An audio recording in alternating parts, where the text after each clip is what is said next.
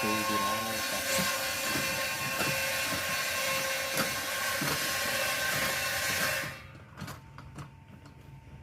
หมูสูออกเกี่ยวกุ้ย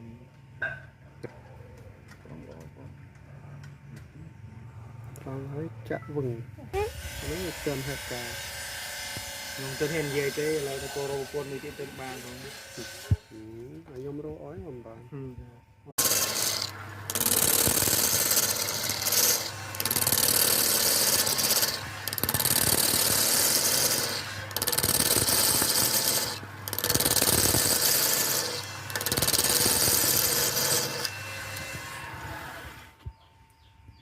มันมาทำไป